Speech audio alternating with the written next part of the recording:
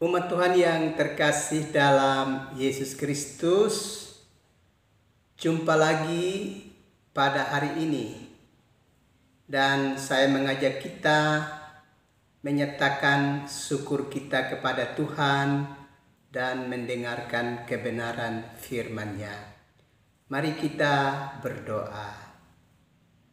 Tuhan Yesus, kami sungguh membutuhkan firman-Mu di dalam hidup kami. Karena itu datanglah dan memberkati kami sekalian. Dalam nama Yesus Kristus kami berdoa. Amin. Umat Tuhan yang terkasih dalam Yesus Kristus, saya mengajak kita untuk mendengarkan kebenaran firman Allah di dalam Kitab Mazmur pasalnya yang ke-38. Dan saya akan membacakan ayatnya yang ke-4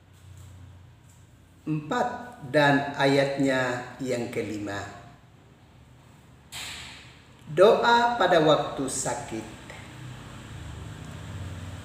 Tidak ada yang sehat pada dagingku oleh karena amarah-Mu. Tidak ada yang selamat pada tulang-tulangku oleh karena dosaku. Sebab kesalahanku telah menimpa kepalaku. Semuanya seperti beban berat yang menjadi terlalu berat bagiku. Bapak, Ibu, saudara-saudara yang terkasih di dalam Yesus Kristus.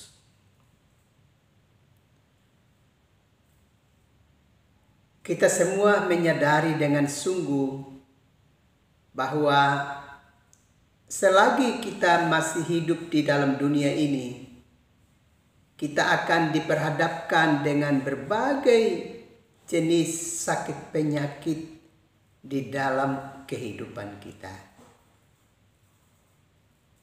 Karena memang sakit penyakit adalah sebuah kenyataan yang mau tidak mau harus kita hadapi di dalam dunia ini.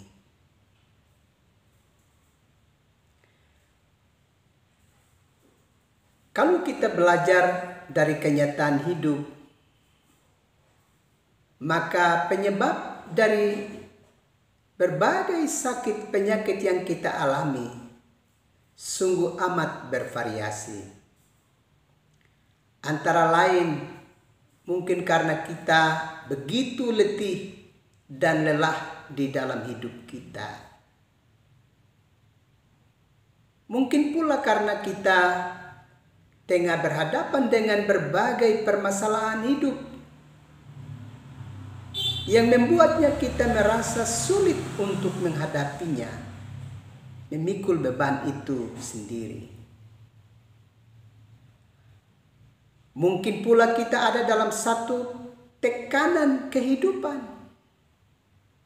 atau kita begitu marah dalam hidup karena satu peristiwa tertentu yang kita hadapi.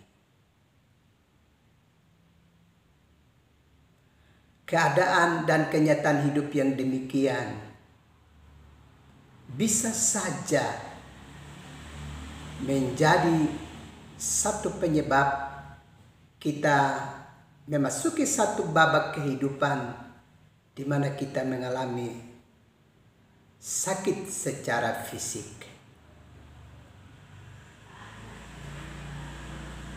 Tetapi bukan saja itu yang menjadi penyebab dari sebuah sakit penyakit yang kita alami.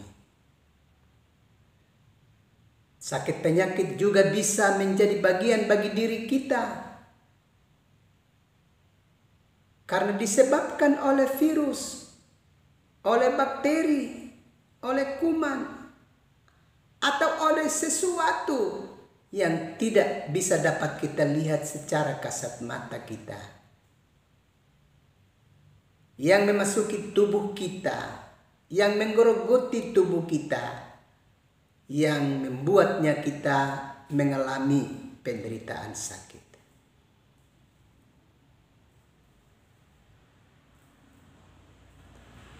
Bapak Ibu saudara-saudara yang terkasih di dalam Yesus Kristus.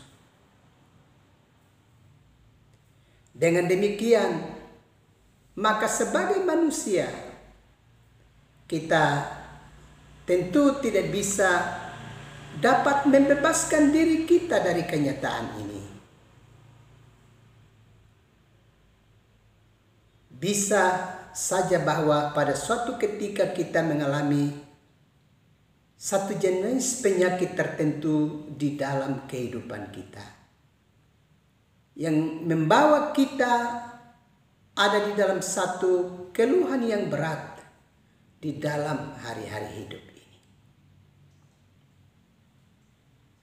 Dalam keadaan demikian, di saat seseorang diterpa oleh sakit penyakit tertentu, seseorang bisa merasa sangat lelah. Apalagi penyakit dimaksud tak kunjung juga lenyap dari dalam tubuh kita. Kita bisa begitu menjerit dan mengeluh di dalam hari-hari hidup ini. Dan di dalam keletihan kita dan ketidakberdayaan kita pada satu titik tertentu, kita bisa saja dapat mempersalahkan Tuhan yang kita imani di dalam hidup ini. Bapak Ibu saudara-saudara yang terkasih di dalam Yesus Kristus, mari kita memperhatikan bagaimana pemazmur berhadapan dengan berbagai jenis penderitaan yang dia alami di dalam hidupnya, dan bagaimana dia dapat mengatasi kelemahan dan penyakitnya.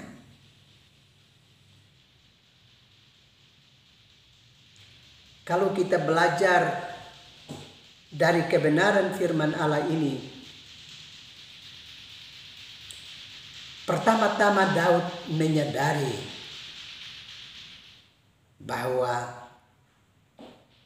penderitaan yang tengah dia hadapi di dalam hidupnya itu ada kaitannya dengan kelemahan dari dirinya sendiri. Pada ayat yang kelima dengan jelas dikatakan, sebab kesalahanku telah menimpa kepalaku, semuanya seperti beban berat yang menjadi terlalu berat bagiku. Di sini Daud sedang mengajak kita untuk memasuki babak refleksi tentang apa sesungguhnya yang tengah kita kerjakan, yang tengah kita jalani di dalam hidup ini, yang olehnya menjadi pintu masuk bagi suatu penderitaan yang menimpa atas kehidupan kita.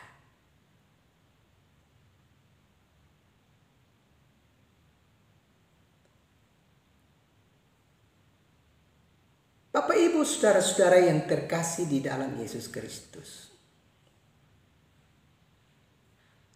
di sini pemazmur pertama-tama lebih mengoreksi tentang kelakuan dirinya sendiri, perilaku hidupnya sendiri, tindak tanduk dari hidupnya sendiri, yang baginya telah menjadi jalan dan pintu masuk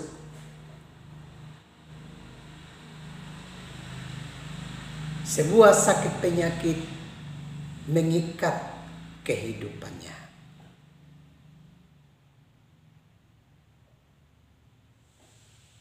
Bapak Ibu saudara-saudara yang terkasih di dalam Yesus Kristus, kalau demikian, maka hal pertama yang kita belajar dari Daud adalah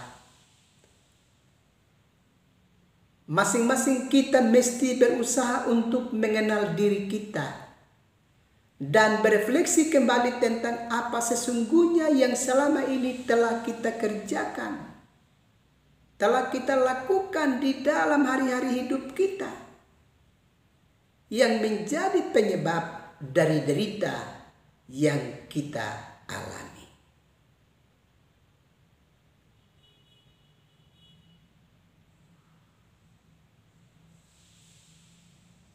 Dengan demikian pemazmur sedang membawa kita pada satu babak di mana kita mesti belajar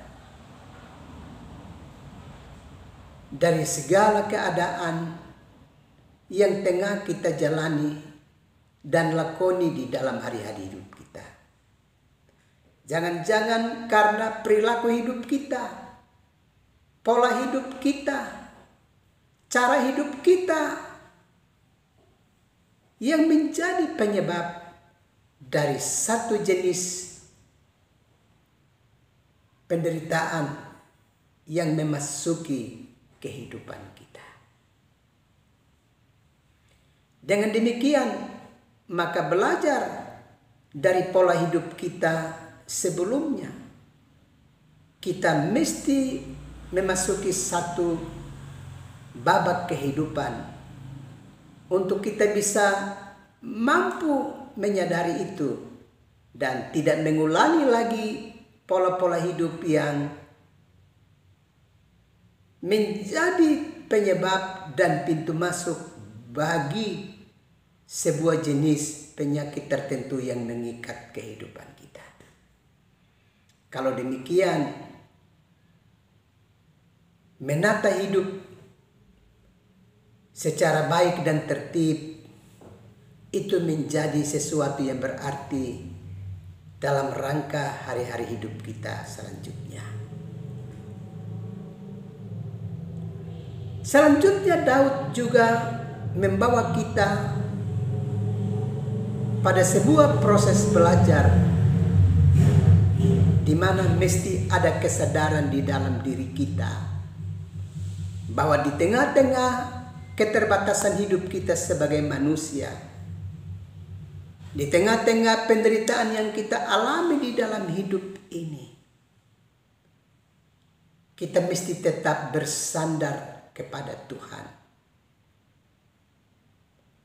Kita mesti tetap berserah penuh kepada Tuhan sebagai satu-satunya penolong hidup kita. Tuhan siap untuk membantu kita, menolong kita di saat kita tidak berdaya di dalam hari-hari hidup ini. Dengan demikian, di tengah-tengah satu penderitaan yang tengah kita hadapi dalam hidup ini, jangan pernah kita putus harapan. Jangan pernah kita memutuskan relasi kita dengan Tuhan. Tapi kita mesti dengan kuat membangun komitmen kita dengan Tuhan dan tetap percaya bahwa tangan Tuhan itu pasti terulur untuk memberkati kehidupan kita anak-anaknya. Dan Dia siap untuk menolong kita sekalian.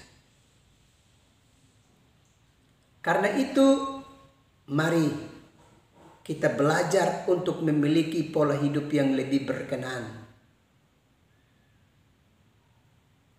Jangan pernah kita menciptakan suatu keadaan dengan pola hidup yang tidak sehat yang menjadi pintu masuk untuk sebuah penderitaan mengikat kehidupan kita. Sedapat mungkin kita berusaha untuk menjaga pola hidup kita yang sungguh-sungguh baik di dalam hari-hari hidup kita. Dan tatkala kita sudah menata hidup kita dengan begitu luar biasa dan baik, tapi tetap ada sakit penyakit tertentu yang mengikat kehidupan kita. Kita mesti berserah penuh kepada Tuhan. Karena hanya Dia satu-satunya penolong kita. Dia siap untuk bisa membantu kita dan menolong kita untuk segala kemelut hidup yang tengah kita hadapi di dalam hidup ini. Percayalah Tuhan tidak pernah meninggalkan kita. Dia pasti tetap mengawasi kita, mengampuni kelemahan-kelemahan kita, dan dia siap untuk memberi kelepasan bagi kehidupan kita sekalian. Tuhan memberkati umat Tuhan sekalian. Amin. Mari kita berdoa. Tuhan Yesus, bantulah kami untuk memiliki pola-pola hidup yang lebih berkenan kepadamu.